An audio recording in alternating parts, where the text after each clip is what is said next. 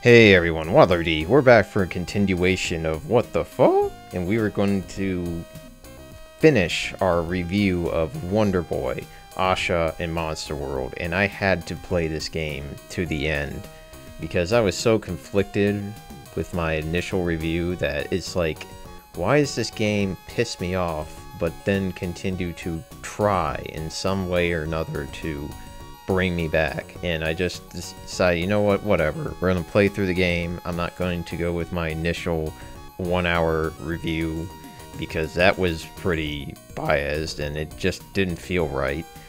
And I feel that it was a good idea because this game does have some high points, but it also has some points that just tick me off. But before we begin, we need to discuss the 5 categories that we'll cover with this review. That will be presentation, gameplay, professionalism, playability, and most importantly, charm. And these 5 categories are going to give us the overall score, but for right now, let's talk about presentation. This game definitely had the looks down. It wasn't at all like off-putting. Like if there was anything that was off-putting, it was very minor for the most part. There are a few areas that definitely could have been touched up a lot more, but for the most part, this game certainly presented a nice 3D window of Asha and her world, and I can say that's pretty respectable. Music and sound effects are easily one of the best parts about this game, at least in terms of everything else, because there were some songs that I did feel that were better than the original, and I definitely will cover that one of those songs in particular. But there were some other songs that were like, why did you go with this, guys? What the hell were you thinking? And that, unfortunately, is a song right near the end of the game. So if you're looking to avoid spoilers, which honestly this is a nearly 30-year-old game, I don't think you will need to will be spoiled or care to be. I mean, whatever. But I will definitely be showcasing those 2 songs that I felt were the best or the worst of this game.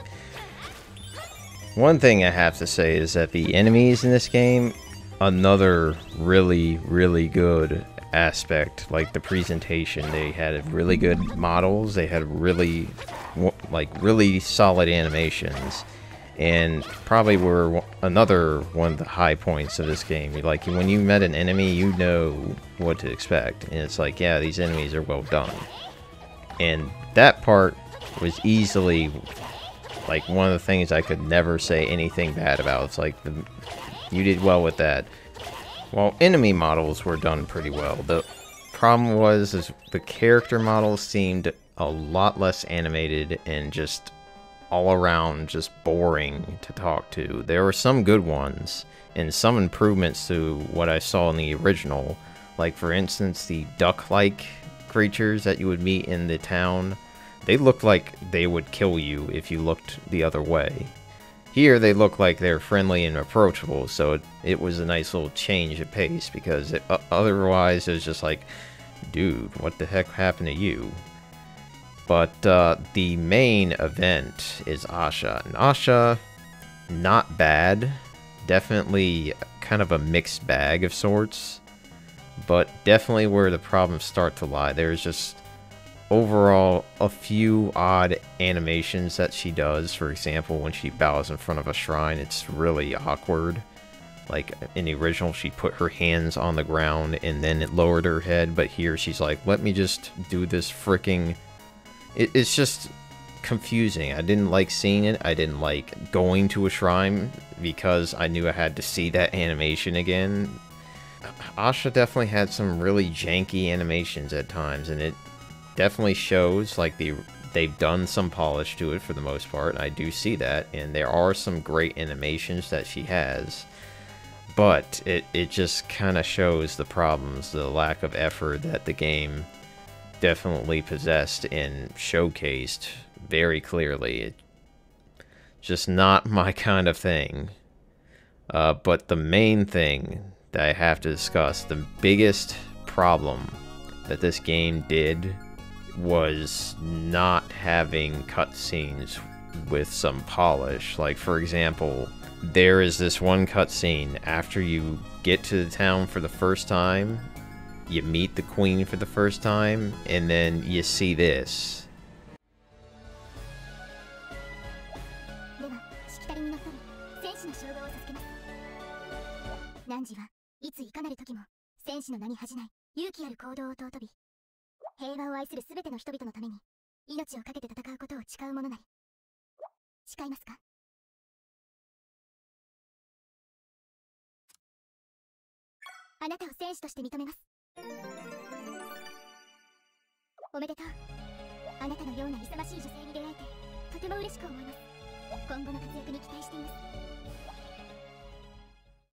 Yeah, you saw that right. Basically, no lip movement. I'm pretty sure this game was made in 2021, correct? And I'm pretty sure that 90% of the games that are in 3D have this thing where the models can move their lips like they're talking. But you get this jarring sensation of, I'm hearing voices, but no one's speaking. And it just is a very confusing, lazy, unfortunate thing. It just kind of turned me off from the game really fast. Like, are you serious? You literally are going to do this and expect this to be okay? No. Please no. So it just kind of continued, and there's other points that will be more touched upon with professionalism, but that is certainly a big no-no when it comes to having good presentation. It takes you right out of the game when you see that kind of cutscene. Last but not least, the confusing coin fountain logic that the game follows when you kill an enemy. Like, when you kill any kind of enemy, you're generally going to get a shower of coins spewing out of them. Even the bosses, which is even more confusing. I don't understand why the developers thought this was a great idea. I guess they couldn't count by something other than 1. So they're like, oh, well, I guess we can just drop 50 coins in the middle of the screen. What happens if you kill like 3 enemies at the same time? You're gonna have like a mess, and it does really hamper the performance of the game itself, and it also just makes it look sloppy and messy. So why do that? Other than that, presentation is overall not bad. It's actually pretty acceptable, and I'll take it any way, shape, or form. One little keynote, heads-up display is done pretty well, so always enjoy that. Gameplay was another one that I felt was handled pretty well by the game. For one thing, Asha was controlling fairly well and responsive. If anything, I didn't have any issues where the game did something I didn't want it to do, and precision was pretty much spot on, where I didn't have to fiddle around with like a certain position over and over again. So good on that. Extra buttons also helped with this game. For example, the one example I always have for this game, if you ever have a situation in the original where you have a door outline facing towards you and you have an enemy shooting something at you and you have to put up your shield, guess what you're gonna do? You're going to go through the door. Here you have 2 different buttons to decide where you go through the door or put up your shield, so you'll never have that issue. So good on the developers for at least improving that aspect. A third one, which was a very interesting change, was having magic hit as like a super meter, where you basically attack an enemy and it charges up, and you can decide when to unleash that powerful magic hit, or magical hit, I should say. It honestly adds like a little element of strategy and depth to the game, even though it's like just a simple, oh, when can I use this really powerful attack? Well, you can use it however you like. However, the biggest thing that I feel was a great addition was the shield actually doing shield things. Like, it was actually showing you it doing its job. For example, like, you put it up, it has a nice visual effect, it knocks you back pretty well, and it's just overall pleasing to see, because the original is just like it was vague. It was hard to know exactly, and sometimes you'd still get smacked upside the face, but it seemed like the shield got buffed, so that's always a good thing. And a little small nod was how the game decides, you know what, you need to know how much you need to collect in terms of life drops in this game. And overall, I can say that it's nice to get that information, because the original is just, you just kind of went through the levels and it's like, did you miss one? Well, I can't tell, so I don't worry about it. Now if you want to go for 100% completion, go nuts. The game's going to let you know. Now, the issues that gameplay had in this game is the original had it so that you could only hold one elixir at a time, and I felt that wasn't a bad idea.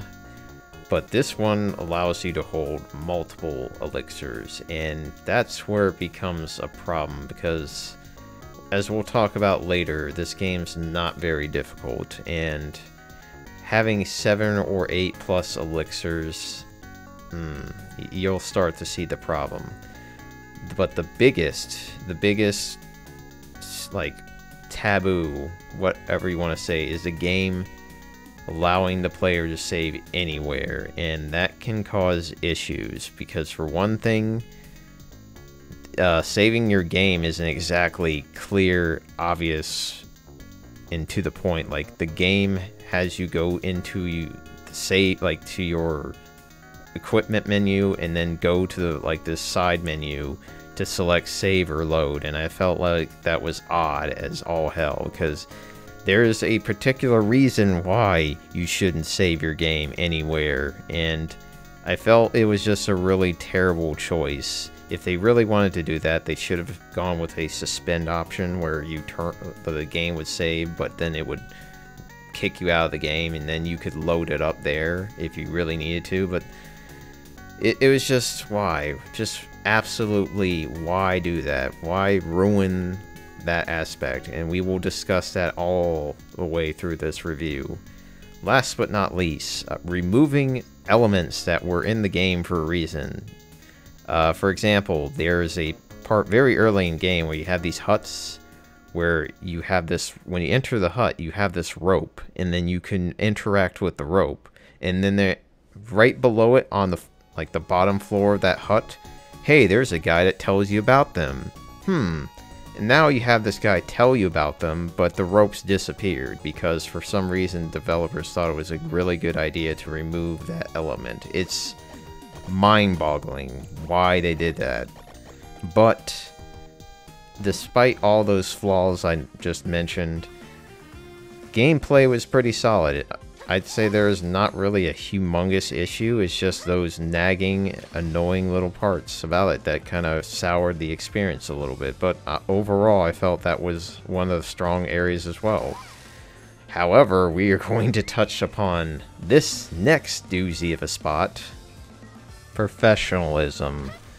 This game had two things that I felt did correctly. It didn't have any bugs that would cause a soft or hard lock or break the game, from my understanding. And it did have some decent mechanics that did add to the physics engine, or at least show it off in terms of like using your down thrust move on the enemies and bouncing off of one after another. You didn't really have that opportunity to pull that off in the original, so kudos to them to add a little bit and make it work to a degree. However, we have pretty much the humongous elephant in the room, and that is the dialogue having numerous typos, inconsistencies, and spacing, and grammatical issues, and missing words.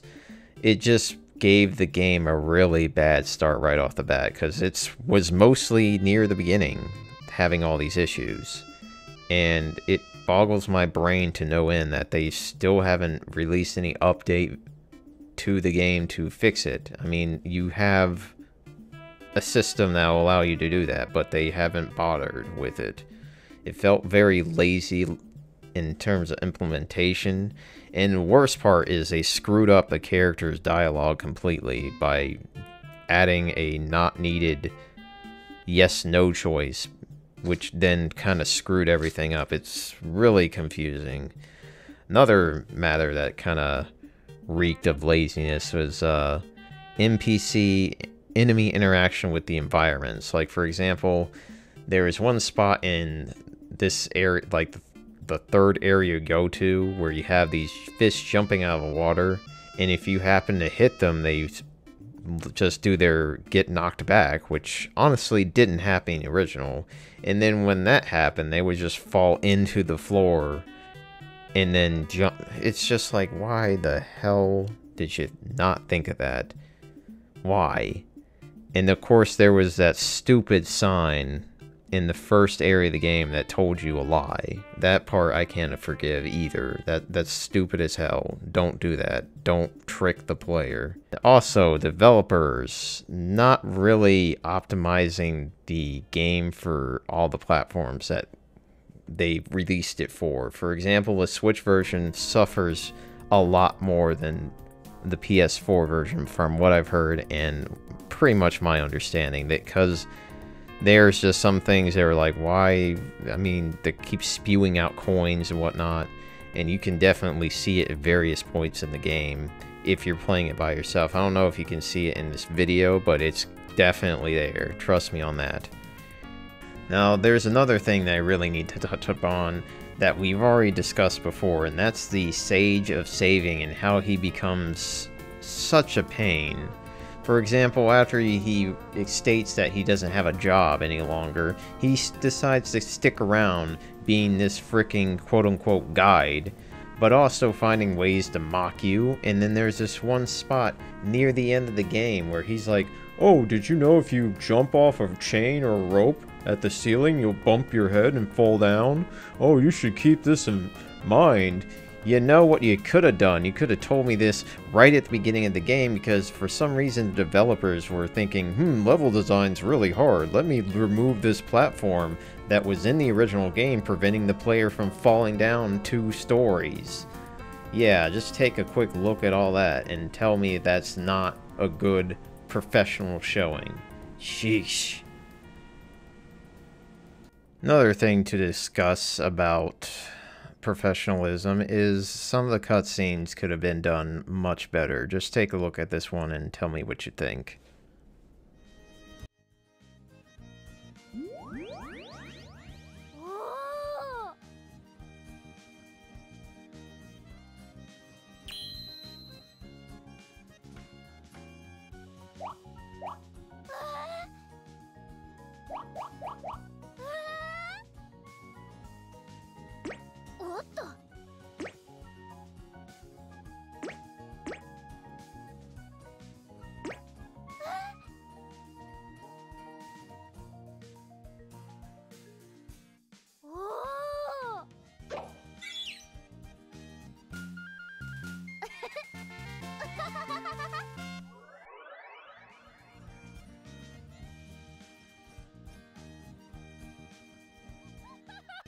Like, there's a number of cutscenes in this game, and some look better than others, but the inconsistency of it overall is just glaring at times. And it doesn't help that Asha also has the taped mouth shut logic going on. It's like, seriously?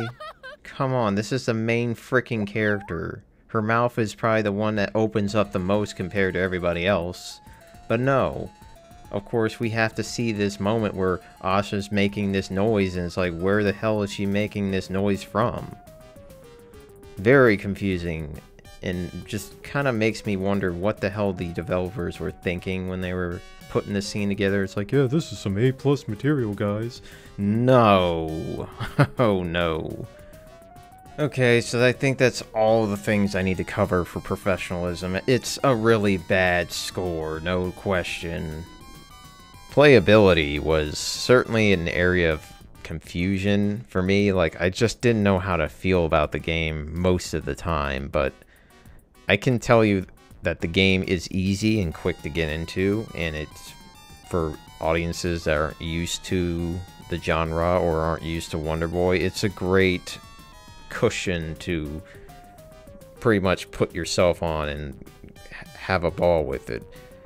And if it's people don't like to play a long game, this game is incredibly short. Like, this, all these video clips I put together equate to 6 hours, which for a Metroidvania kind of game, it's not a bad pace. Like, you could definitely speed run it and do it a lot less time.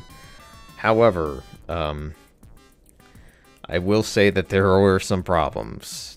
Like, for example, the game is a little too easy. Like, for those that have beaten the original, this game's a joke in terms of difficulty. But the funny part is, despite that, there are still some parts that suck tremendously. Like, for example, after you get to the Sky Palace, or near the end of the game, you start noticing the difficulty just decide to spike up dramatically and impale whatever shoes that you had on at the time, and making you regret ever entering that area. It's just like, wow, really? And then it proceeds to give you one of the worst mini bosses in the entire game, and I will definitely show that off, because that is a abomination of a fight.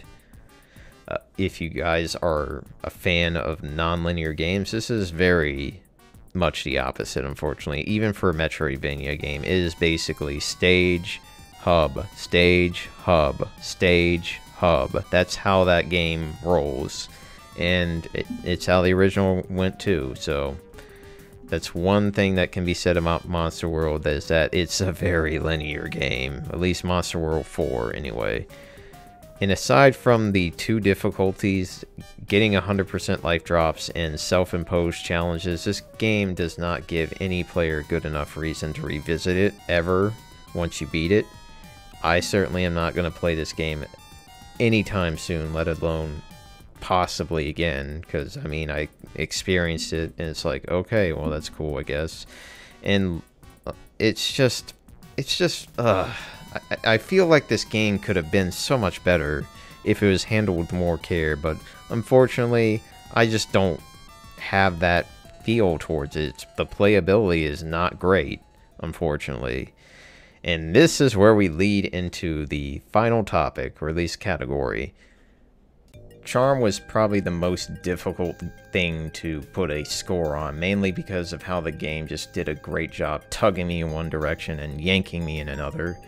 And to start off, let's go with the good stuff. This world map, definitely a nice touch, in all things considering, because the world map definitely looks nice there. I do like the painting, like, for example, that Wonder Boy Monster World painting. Yes.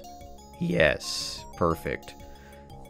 More importantly, these spirits are based off of characters from Wonder Boy Monster World, and they look great. They look like they should look, and it just pops when you see them. Unfortunately, the cutscenes that are attached to these nice pictures are, as you would expect, plagued with the no mouth movement syndrome, and as a result, it does kind of ruin things. However, it is still pretty damn good. And some of the models that they did, like with the NPCs, these ducks, they look nice. I mean, in terms of what they looked like before, you barely got a good view of them. But these ducks, it's like, okay, that's fine. And other NPCs look pretty good. But another big thing that this game did is it made the ice pyramid not suck. And the Sphinx is probably one of the few characters that actually moves his mouth when he talks. It's quite impressive, all things considering. I mean, we've had all these characters throughout the game not do any sort of talking, and then you meet the Sphinx, and he's like, "Oh, let me open this first door for you," and then go on, have fun. My pyramid's a lot better now. They actually improved this dungeon from start to finish, so props to them for doing that. It's still the same ice pyramid, but it looks nicer and it doesn't feel as painful overall. And you can't say no to the enemies in this game. Like, the enemy models, they look fine. They act as they should, and they don't look out of place. That's the main thing to talk about. They do not look out of place, and that helps tremendously, considering this going from a 2D to 3D environment. But I do feel that one thing we really need to touch upon is Asha and Pepe, because they are they are pretty much most of the charm points at this rate.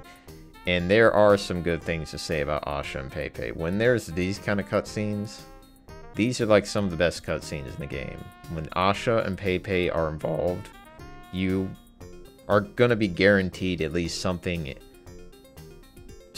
meaningful, something pleasant. Like, I think there's only a couple cutscenes with Asha and Pepe that aren't great. And then you get these animations like this. Asha struggling to keep this heavy Pepe over her head. It's cute. It's incredibly cute. And Pepe himself being pretty interactive, or at least his animations are fun to see. Like, this is probably one of the best ones where he's like greeted with a door or bonking his head on a wall. He's like, this looks weird. Yeah, that kind of stuff is... it's just a joy to see. And of course, you do have some animations from Asha that are kind of nice. Like, for example, her sliding on the ice and then falling on her butt. That's kind of cute. It's basically how it was in the original, and that's all I really want to see. It's just, I want to see Asha captured well in 3D. The thing about that, though, is why did they change Asha's eyes? What was the problem with Asha's eyes? And then we're going to start getting to the dark side of the charm, and that's the whistle. You're going to hear the whistle a lot in this game, and it's kind of annoying after you hear it for 100 times. Especially when you're in this area where you need to call Pepe about 50 times just to get through it. Yeah, not exactly my favorite activity. Not to mention the fact that you can whistle underwater, which doesn't make a whole lot of sense to me. But, okay, whatever. This library's a joke, by the way, because all these books are dumb. Like, when you read these books, you're like, why did I even pick this up? And then we have this abomination of a book. This goes on forever. Read the damn book, Asha. This is your legacy you're holding up here. And speaking of legacy, this guy got ruined tremendously. The whole sage, what the hell? He's just resorted to this job. Yeah, here, but let me tell you some useless information, or possibly useful information. Yeah, sure, why not? And then this mini-boss, I don't remember it being this god-awful, but it is god-awful. Like, this is the fight, guys. You basically have to try to pressure the boss past this door while getting harassed by 5,000 electric slimes. It's so painful. And then we have liberties that were done on certain characters in this game, but the bosses... what about the bosses? Because, yeah, sure, it looks like it from the original, and I do enjoy the fact that the arena is with that pop and it has a nice high ceiling, but it still sucks. Like, this fight's boring as hell, and it really doesn't have a good showing of what this game could do. Like, honestly, you could have it so Asha can use Pepe to jump over crap or something of some sort, but this is just pathetic, and this is even worse. Like, this is a fight where you just drag to the left of the screen, because, honestly, you're not going to fight this guy on the ice. It's just nightmare in that case. So, this fight just gets reduced to boring-ass slash and get hit. And that's pretty much what the problem is. These bosses got neglected, except for their arenas that they're in. They look great, but then you fight the boss and it's like, can we get past this part? No, this boss takes like 10 or 20 hits to kill, and he has a second form. What the hell? So that's what I'm talking about, guys. I really wanted this game to continue something. I wanted this game to be the continuation of these good Wonder Boy games we've been getting lately. It's crazy how they dropped it so badly. We had Wonder Boy the Dragon's Trap, and we had Monster Boy in the Cursed Kingdom. The first game is a 1-to-1 remake with a little bit of extras, and it's great. It is exactly how I picture a Wonder Boy remake to be handled if you're going to do it by the book. There's quality of life improvements, there was visual improvements, there was an option to play it retro or what they had drawn, and you couldn't really argue. It's like, wow, they did a damn good job. I mean, was exactly as I expected. Monster Boy in the Cursed Kingdom, while not totally linked to Wonder Boy, it's definitely Wonder Boy. Trust me when I say this. You play the game and you can see it real fast. And they had a new spin and a new take on the series while keeping all those referential roots in there. And it plays great. It is a fantastic game. Just as good as Wonder Boy and Dragon's Trap, but in its own way. It has its own jank, but you can look past the jank because the charm is hitting you in the face, quite literally. And that's where we look at this game. This remake just did not cut the cake for me. It's just lacking some things that you would think should be in this game. Like, for example, it definitely had the presentation, it definitely had the gameplay, it certainly had some charm, but when it came to the professionalism, god-awful. And the playability is not there either, because you won't play this game again after beating it. Trust me. Unless you have some high desire to play through this game again, you won't. Because it's that short, and you kind of get the point right then and there. Now, how much would I pay for this game is the question. Physical copy, probably about $25 to $30. And by itself, the digital copy, 15 to 20. 15 honestly, it's going to be 15, because this game's not worth 30 something bucks. That's just a ripoff. I feel it did not do enough for me to justify $30, let alone 20. And I feel that they dropped the ball on this, guys. They had the ball and they were like dribbling it, and then they dribbled it out of bounds. That's how it feels. It's just like, dude, you had this. What the hell happened? So it just kind of makes me wonder what's going to happen next. Will the people that made Monster Boy make an Asha sequel? Please, for the love of God, do that. Please. But I think I've talked about this game for long enough, so I'm going to leave you guys with this last parting video on my feelings of this game. So thanks for watching, have a great day, and adios.